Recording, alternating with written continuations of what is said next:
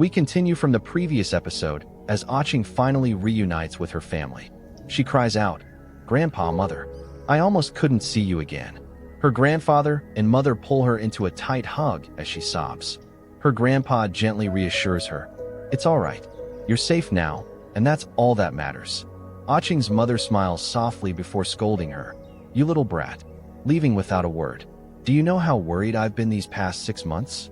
Changge lowers her head and replies, "Mother, I'm sorry. Now that I'm back, I won't leave again." She glances at her mother's teary eyes and adds, "I also believe Father didn't fall into the hands of the otherworldly sky demons. From what I've learned, he broke through at the crucial moment and escaped deeper into the space rift." Her mother lets out a relieved sigh, holding her head. "I knew your father wouldn't fall so easily." Gu Changge, standing nearby, notices the person behind Changge's family and nods slightly. Sure enough, he's the one. Changge's grandpa turns to Gu Changge and asks, "So, this young man is the savior you mentioned? Your grandfather will reward him handsomely." Changge nods happily. "Yes, the young master rescued me. And he actually comes from the other world." Both her grandfather and mother are shocked. The other world? The young man standing behind them narrows his eyes, glaring straight at Gu Changge. Changge's grandpa grows uneasy and quickly says, "Lin, step back for now." But Lin keeps his serious gaze on Gu Changge and replies respectfully, "Master City Lord, I can protect you and Lady Changge." Changge's grandpa wipes nervous sweat from his back and mutters, "All right then." Changge smiles and turns toward Gu Changge. "Grandpa, Mother, don't be nervous. Young Master Gu is definitely a good person. Not only did he save me, he also saved Xiandai back in South Baron City." She adds softly, "Even the ruler of the Southern Light Empire has met him." Changge's grandpa relaxed a little and said, "Is that so?" Changge then glanced at Lin and asked, "Grandpa, who is this?" Her grandpa explained, "This is Lin, the grandson of Uncle Lin. Some time ago, your Uncle Lin passed away due to illness." He continued, "Lin later arrived with a letter of verification. He planned to work in ancient Mulberry City, and seeing how mature, reliable, and capable he was, I let him take over your uncle's position as steward." Changge's grandpa stretched out his hand and added, "These past months, it's all thanks to Lin. Otherwise, ancient Mulberry City would have been swallowed by chaos. And when your father's enemies came for us, it was Lin who helped hold them off." Lin bowed slightly. "Pleased to meet you, young lady." Changge smiled and said, "No need for formalities. And thank you as well." Gu Changge smiled faintly, thinking to himself, "If I'm not mistaken, this man is just an incarnation. His true form's power might be far greater. He was likely the one who dealt with Changge's father's enemies from the shadows. With such fortune, yet choosing to serve as a steward in a small, obscure city. Quite the enthusiast, aren't you?" The scene shifts to a banquet held in Gu Changge's honor. Changge's grandpa lifts his cup and says, "Thank you, young Master Gu, for saving my beloved granddaughter. This old man gives you his heartfelt gratitude." Gu Changge raises his own cup. "The city lord is too kind." Changge's grandpa continues, "A toast to young Master Gu." Changge's mother then says, "Changge, sit beside your mother. Would it be appropriate for you to sit so close to young Master Gu?" Changge shakes her head. "I don't care. I want to sit beside my benefactor." Gu Changge chuckles softly. "It's no problem." Changge's grandpa laughs as well. "Young Master Changge, I heard you come from the upper realm. What kind of place is it?" Gu Changge smiles and replies, "Since the city lord is curious, I'll gladly explain it in detail. It is a vast, boundless realm that borders the 10,000 worlds." Lin stood quietly at the side, listening to Gu Changge's story from beginning to end. Night soon fell. A full moon rose into the sky, and the sounds of birds and insects echoed through the darkness. Lin stood atop a huge withered tree, lost in thought. Who would have thought such a vast world exists beyond our own, in the outer territories? He lifted his gaze to the starry sky, silently pondering. A world where cultivation has no limits. What realm lies beyond Earth's so-called mortal realm? I can feel my cultivation reaching the limit that this world can withstand, yet the threshold to shatter the void remains completely out of reach. With his hands clasped behind his back, he continued thinking. Legend says ancient Mulberry City once sheltered a peerless sword immortal, 800,000 years ago, the only being ever able to shatter the void. I've searched this region for half a year, yet I still haven't found the legacy he left behind. If I still can't find it, I'll have no choice but to return to the Shu sect. I also wonder why Senior suddenly used the Sword Immortal Order to summon all Sword Immortals in the world. Suddenly, a thread of white sword essence brushed past his face. His eyes widened. What is this?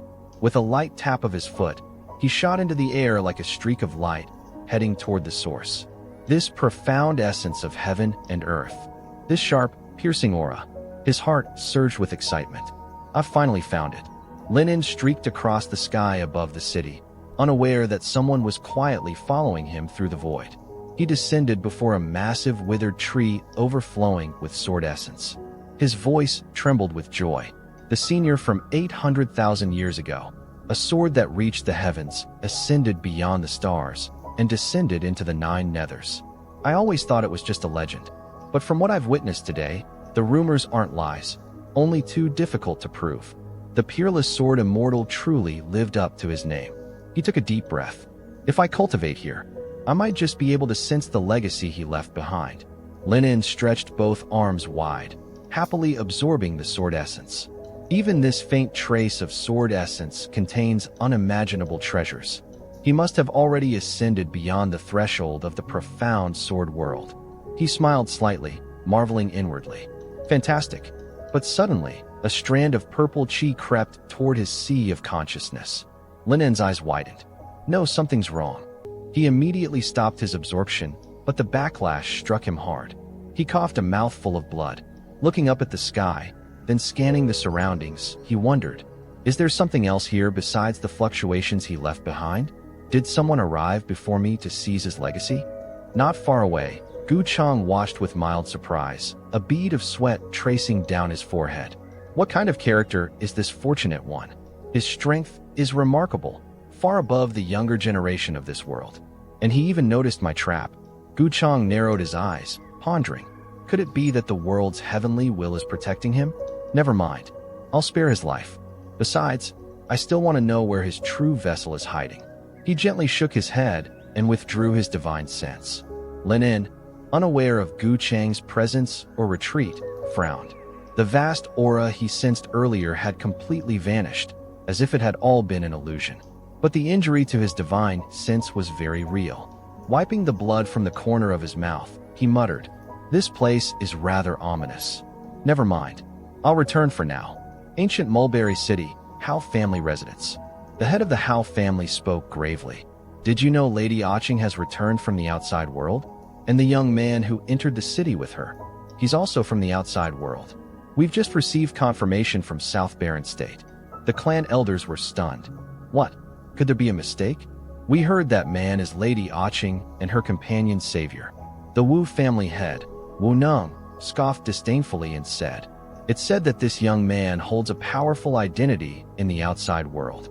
He added, "The old Sword Immortal from the Shu sect has issued an order to gather all Sword Immortals in the world just to take him down."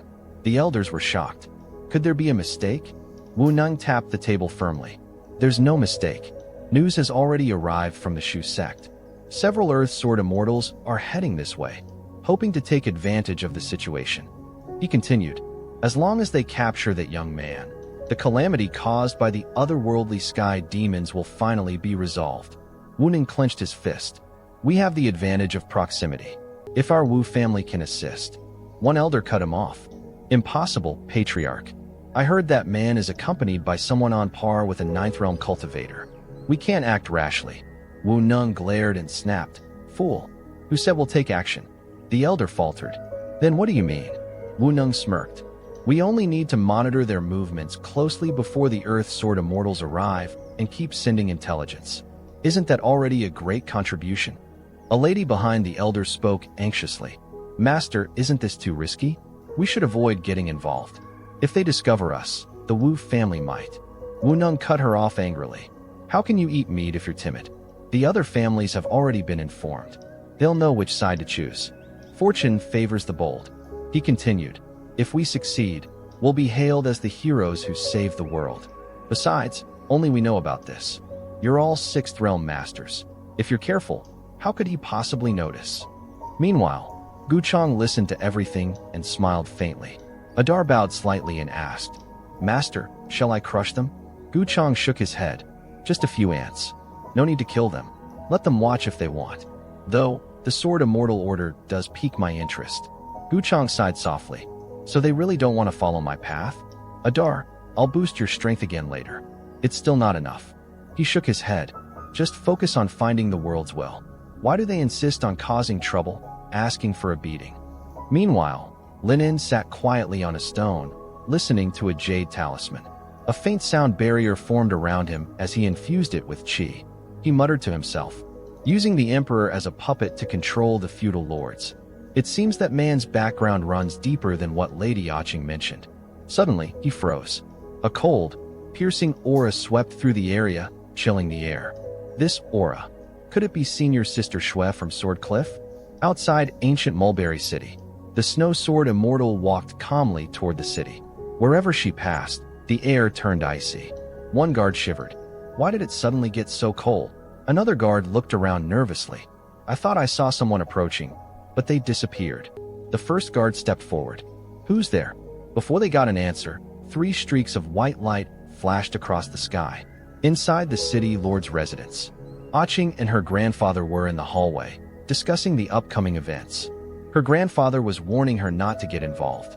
Suddenly, a cold presence entered the hall. They both turned in surprise. Aching's grandfather's eyes widened. "Xue Jinxian?" He wondered silently. "Is this because of the Sword Immortal Order?" No, it shouldn't be this fast. And why did she come alone? The Snow Sword Immortal stepped forward, calm and composed, and said, "I want to see young Master Gu." If you enjoyed this episode, remember to like, subscribe, and hit the notification bell so you don't miss what happens next. See you next time.